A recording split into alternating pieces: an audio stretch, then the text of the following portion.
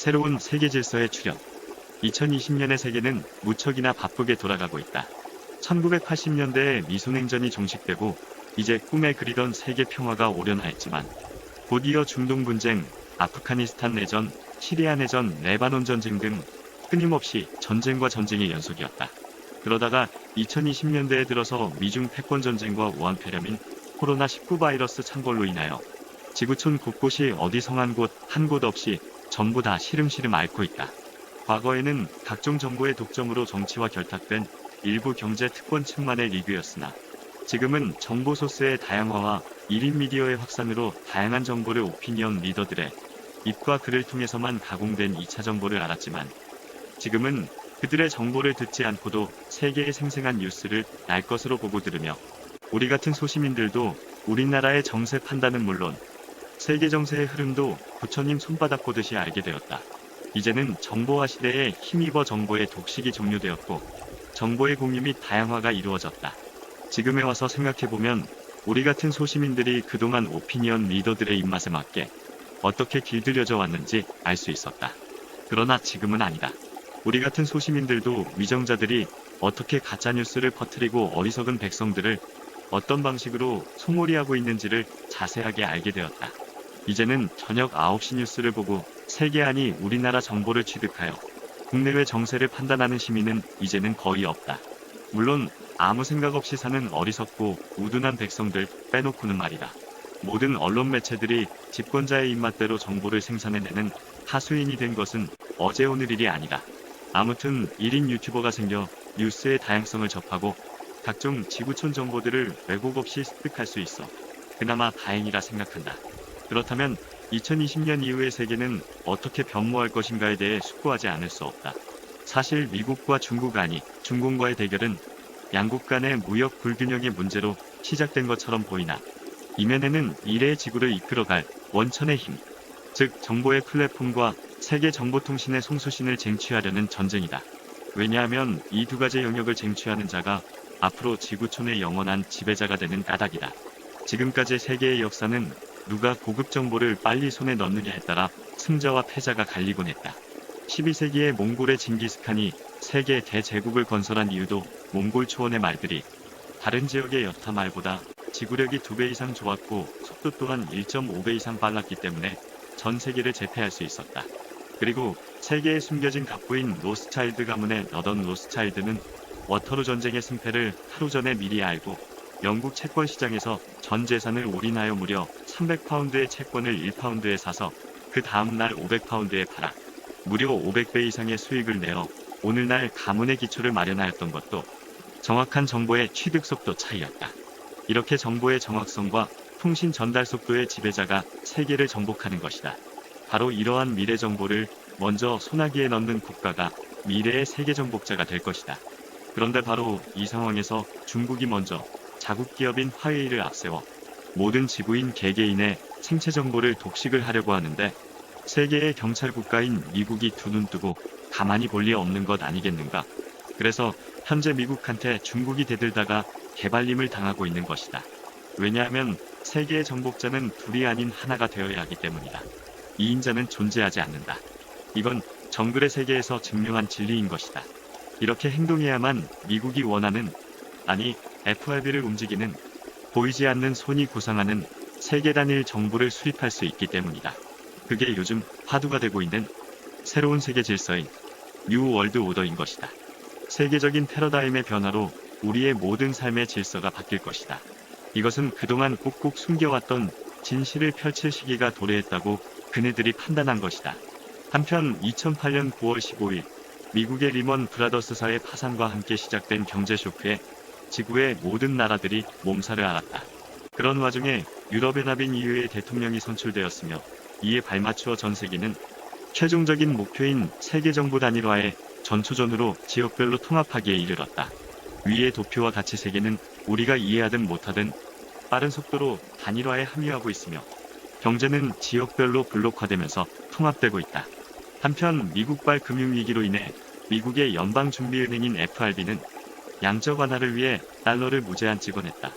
그 결과 미국 전체 자산의 51%가 연방준비은행의 소유로 넘겨졌다는 사실은 우리가 몰랐던 매우 놀라운 일이다. 이와 보조를 맞추어 세계 정상들은 지구온난화 문제를 해결한다는 명목으로 2009년 12월 덴마크의 코펜하겐에서 세계기후협의체를 만들어 회의를 하였다.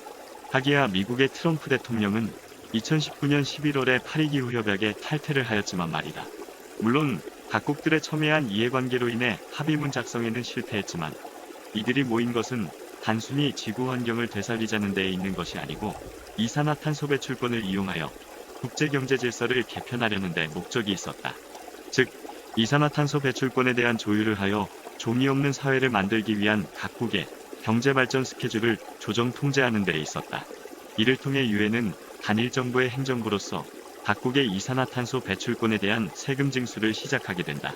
또 종이 없는 사회 구현을 위해 국제적인 전산화와 정보통신 교류를 더욱더 원활히 하고 전반적인 물류정보, 의료정보, 신용정보들을 중앙관제탑격인 유엔의 슈퍼컴퓨터로 총집결시켜 정보의 일원화를 목표로 하고 있는 것이다.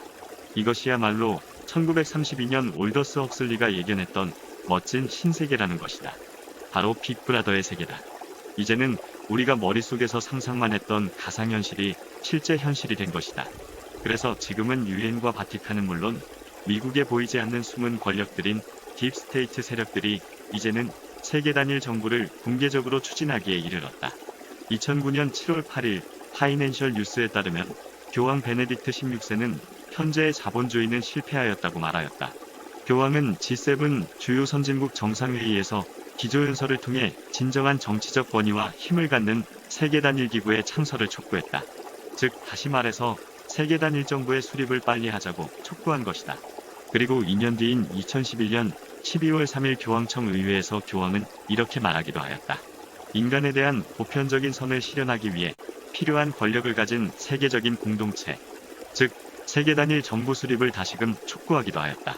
작금의 2020년대까지도 건재하며 현 트럼프 대통령에게도 정치적 조언을 해주며 마코에서 세계 정치의 빅피처를 그리고 있는 헨리 키신저 박사는 2009년 6월 6일 미국의 CNBC 방송의 대담 프로에 나와 이렇게 말하기도 했다. 헨리 키신저 박사, 왈, 오바마 당선자는 시기적으로 전 세계의 많은 부분에 대변동이 있기 시작할 때 대통령 직무를 시작하게 되었다. 그의 업무는 새로운 세계 질서를 창조할 수 있는 이 시대 미국을 위한 전반적인 전략을 개발하게 될 것이다.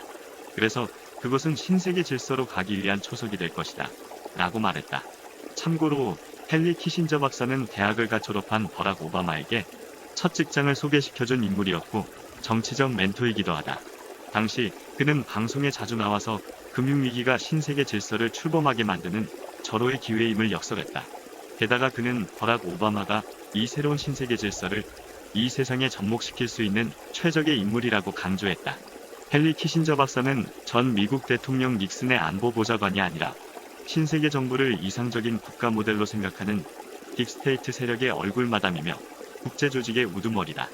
그는 현재 97세의 나이지만 지금도 노익장을 과시하며 왕성히 활동하는 은둔의 세계정치계의 오피니언 리더다. 바로 그가 그리는 빅피처가 신세계 질서를 가진 세계 단일 정부 구상인 것이다. 카터 행정부 시절 국가 안보보좌관을 지낸 브레진스키는 이렇게 말한다. 신세계 질서는 세계를 하나의 국가로 통합시키는 실행 방법이다. 유엔은 세계 정부의 집행부가 되고 정치와 종교와 경제를 단일화시키기 위한 방법으로 모든 나라의 핵무기를 감축 또는 폐기시키고 대신에 각 나라의 군대를 유엔군으로 편입시켜서 결국은 유엔군이 지구의 군대가 되는 것이 목표다 라고 말했다. 그리고 미국의 43대 대통령이었던 조지 W. 부시도 이렇게 말했다. 우리에게는 우리들 자신과 우리의 차세대를 위해서 우리 앞에 신세계 질서로 나아가는 기회가 주어졌습니다. 세계는 질서를 위해 법이 존재합니다. 그 법망으로 이루어진 늪이 아니라 국민들의 행위를 다스리는 법질서를 이루고 그리고 반드시 이루게 될 것입니다. 우리에게는 실제로 신세계 질서를 성공시킬 기회가 온 것입니다. 유엔 창설자들은 하나의 체계를 위해 연합된 국가를 약속했던 그들의 세계관을 이행하기 위하여 평화유지 정책을 사용할 수 있습니다. 라고 말했다. 이러한 유엔의 결성 목적이 있었기에 유엔 본부 건설 당시 록펠러 재단은 해당 부지를 무상으로 기증하였던 것이다. 빌 클린턴 전 미 대통령의 국무차관이었던 스트로브 탈보트도 이렇게 말하기도 하였다. 다음 세기에 우리가 알고 있는 국가들은 진부한 것이 될 것이다. 모든 국가들은 하나의 범지구적인 권력을 알게 될 것이다. 국가 주권이란 결국 그리 좋은 생각은 아니었던 것이다 라고 말이다.